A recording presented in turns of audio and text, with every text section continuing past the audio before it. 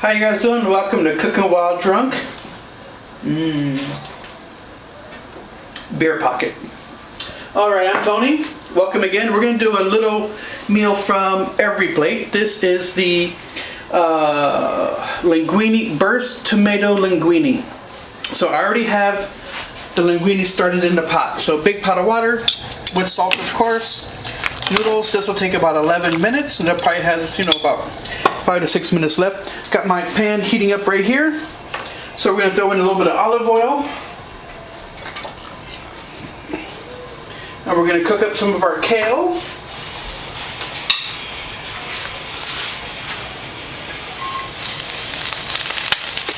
Now this recipe is only for 2 dishes, but I'm just going to cook it all.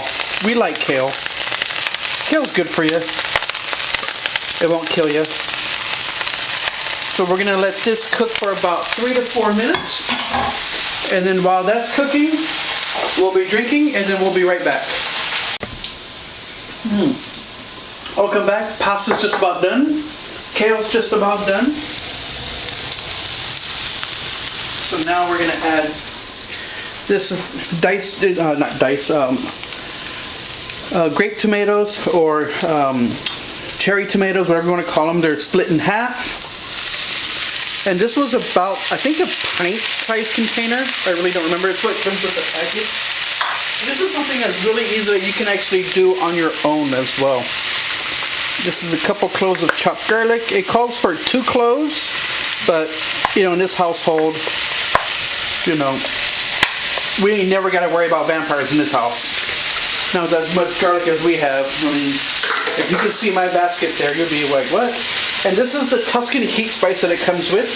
I think it's just Italian seasoning with some cayenne and a little bit of paprika, because it's got a little bit of heat, but this is really delicious. So use 1 teaspoon of the spice packet.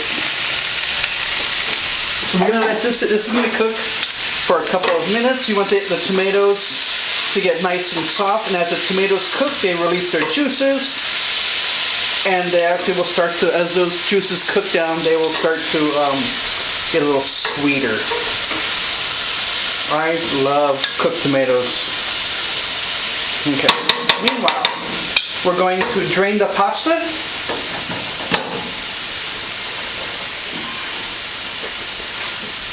And I actually just used the same container that I had strained and rinsed the kale in. Because a little bit extra kale is fine.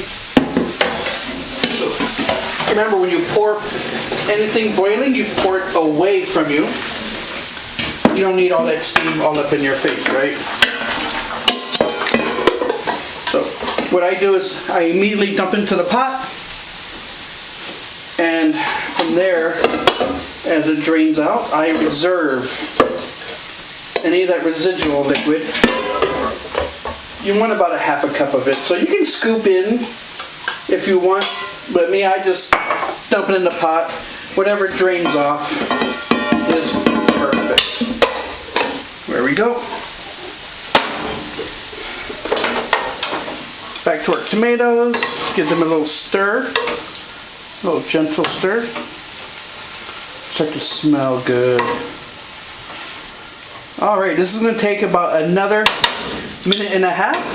So, I'm going to crack another bottle of beer, and we'll be right back.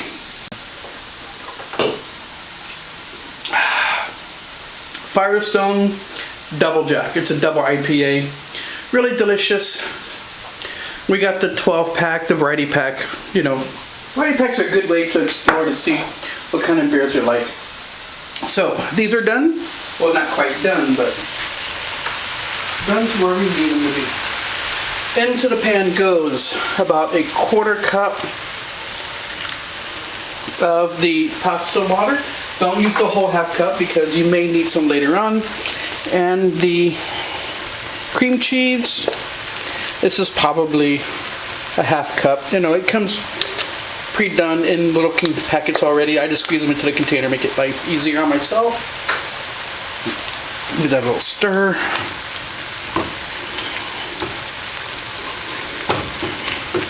As this cooks down, if it looks too thick, you can thin it out with a little more pasta water.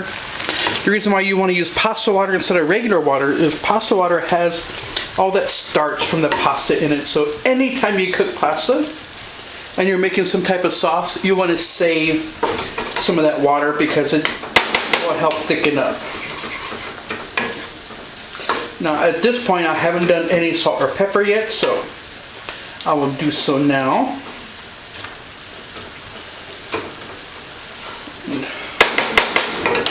I am going to grab my salt. This is my, what salt is that? I don't remember. I think that's the truffle salt. Feel a little shavings of truffle in it. Let's turn this down. It's starting to bubble up. Now it's looking good.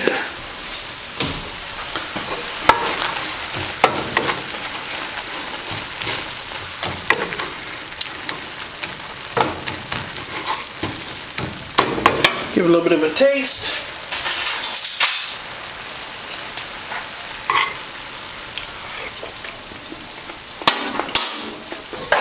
All right. Now we're going to add the pasta to the mix. Just take it and just dump it in. Well, you know, gently that is. At this point, I'm going to switch back to my tongs just to give it a nice little toss. Being careful not to skip the bottom of the pan because this is a non-stick, but it's the Calphalon pan, so you can use utensils, just don't want to, you know, jab it in the bottom. So we're going to add some lemon zest, a little bit of butter. That's about a tablespoon of butter, also known as a pad. The reason why I know a pat of butter is 1 tablespoon is because of Snoop Dogg. Because back in, God knows when, what was that? Early 2000s, I think. Maybe mid 2000s, when the T-Mobile Sidekick phone came out, and they were using the Sidekick to ask cooking questions, and I think Martha Stewart was in the commercial as well. And he was like, "What's a pat of butter?" And then that's when Martha Stewart told him. I think that was a commercial that I remember it from.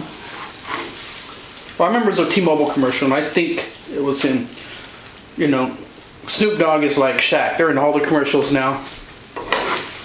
So now, see, it's a little dry for my liking, so I'm going to add a little more with the pasta water. A little shake.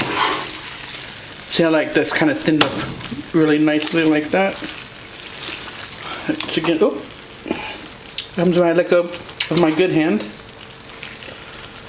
Give it a taste.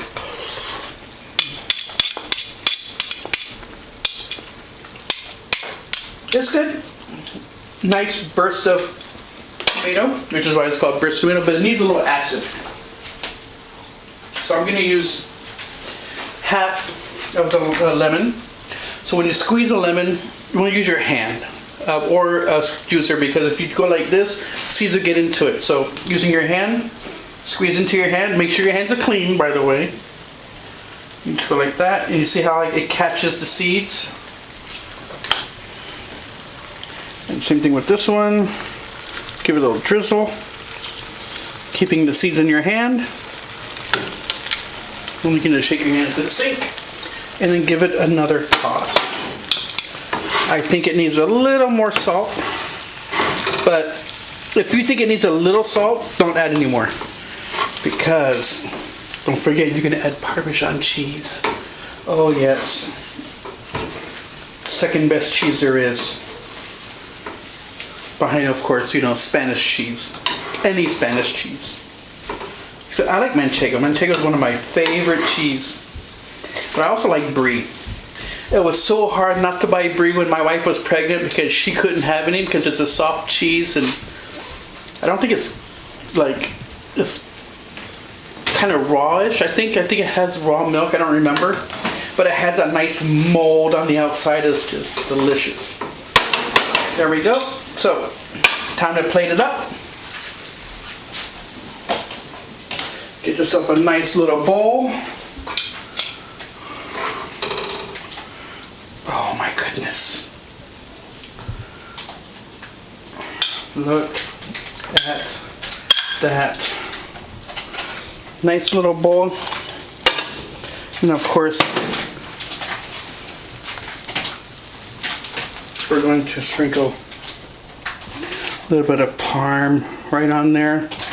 Now, if you wanted to, if you had put this in an oven safe container, or a broiler safe container I should say, you can actually put this in a broiler, let that cheese get a little brown and crispy. It'll be even better. But so I actually like to take a little bit of the extra Tuscan heat spice, and just sprinkle a little bit on there. That's if you like the heat, which of course I do.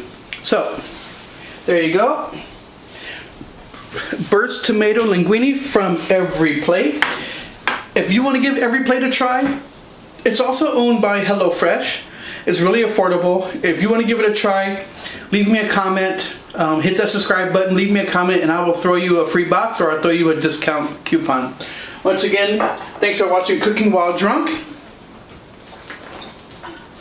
Have a good night and happy eating.